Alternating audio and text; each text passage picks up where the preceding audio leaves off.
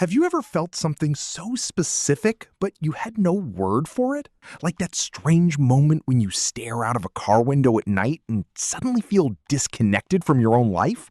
Or when you miss a moment that hasn't even ended yet? Most people think emotions are simple: happy, sad, angry, anxious, but the human brain creates thousands of emotional combinations, tiny psychological experiences that almost everyone feels. Very few people can describe, and sometimes finally hearing a word for what you've been feeling changes everything. Because once a feeling has a name, it stops feeling so lonely. So today, we're going to explore some of the strangest, most beautiful, and most painfully human emotions people experience. And chances are, you felt every single one. Monachopsis. You ever feel like everyone else understands life better than you do? Like somehow the people around you got a guidebook you never received.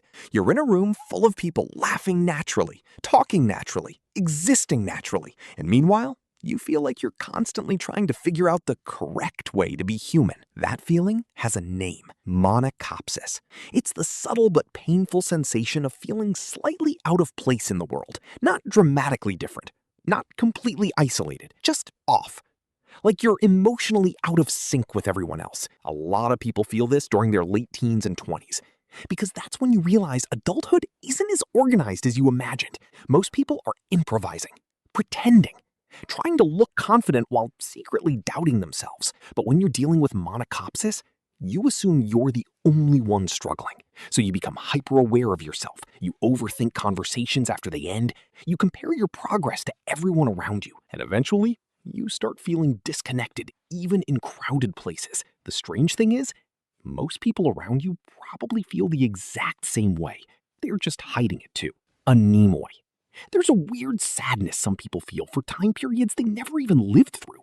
You see old footage from the 1980s, a diner glowing at midnight, friends laughing around a cassette player, rain hitting neon signs outside, and suddenly, you miss it, even though you were never there. Jouska.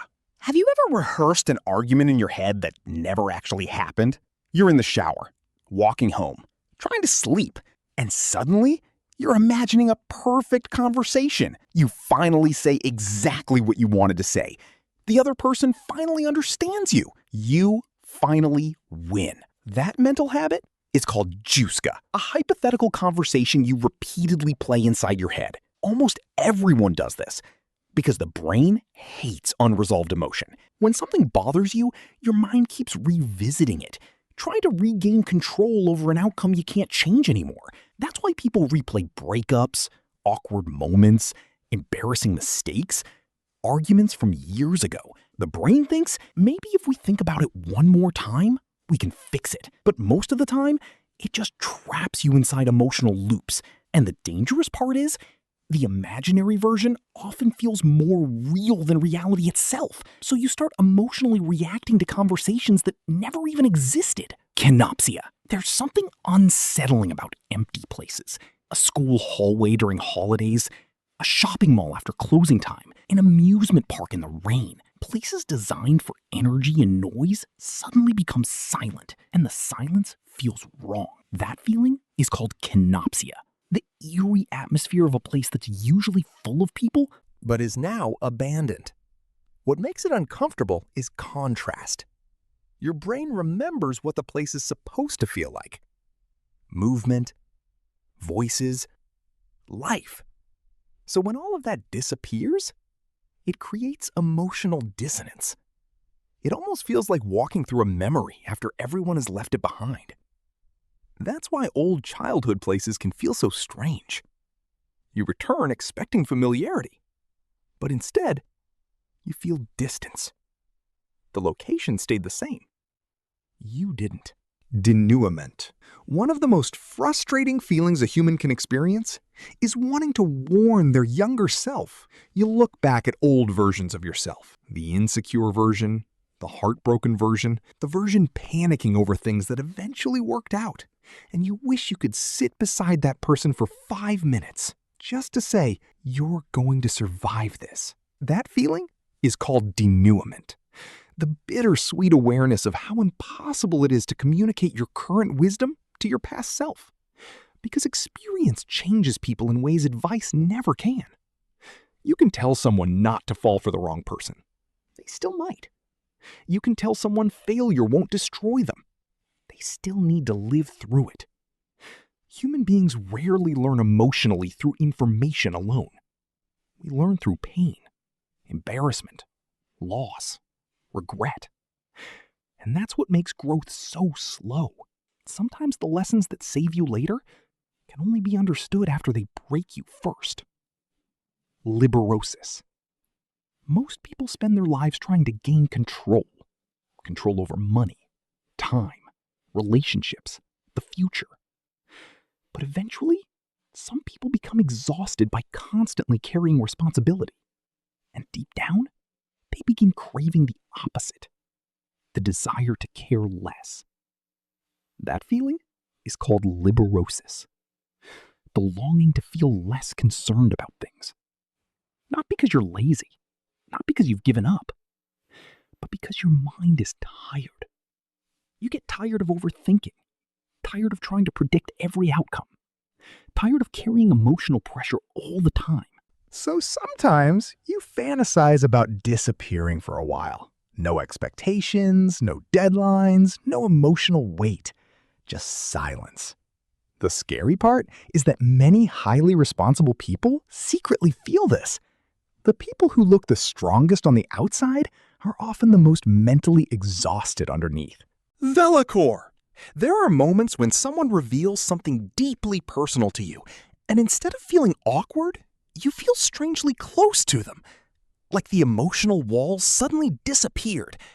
That feeling is called Vellichor, the strange tenderness and intimacy created by vulnerability. Human beings connect through honesty more than perfection. That's why sometimes one real conversation creates more closeness than years of small talk.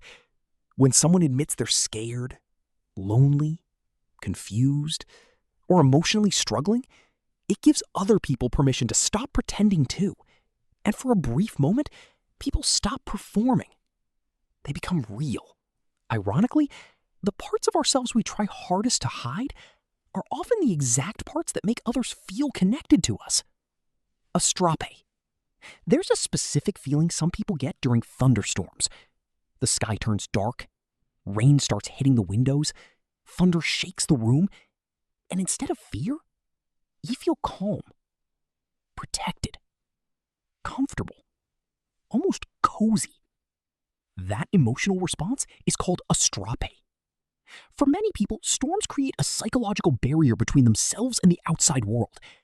The world slows down, plans get canceled, people stay indoors, and suddenly, you no longer feel pressure to keep up with life. It's one of the few moments where doing nothing feels socially acceptable, so your nervous system finally relaxes. Onism.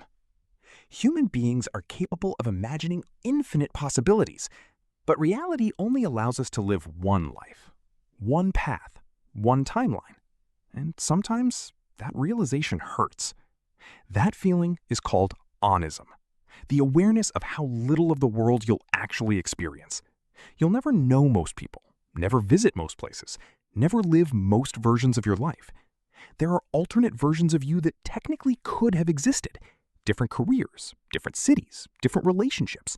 But you only get one outcome, one story. And sometimes that feels unbearably small compared to how large the world really is. But strangely, that limitation also gives life meaning. Because if every possibility happened, none of them would feel important. Value exists because time is limited. Moments matter because they disappear. Chrysalism.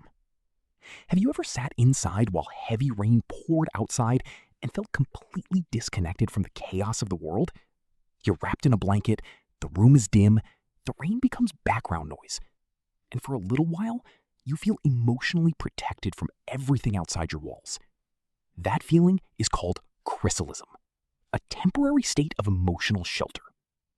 The human brain constantly scans for danger, responsibility, and stimulation. But environments like this reduce sensory pressure. The outside world becomes unreachable, and your mind finally stops preparing for the next problem. The strange thing about emotions is that people often think they're alone in them, but most feelings are shared. Someone else has stared at the ceiling at 2 a.m. feeling exactly what you felt. Someone else has missed a version of life they can't return to. Someone else has questioned where they belong. That's why words matter, because sometimes a single word can make a person feel understood for the first time in years. And maybe that's what being human really is, trying to explain invisible feelings to other invisible minds. So if one of these emotions felt painfully familiar, that probably means you're more normal than you think.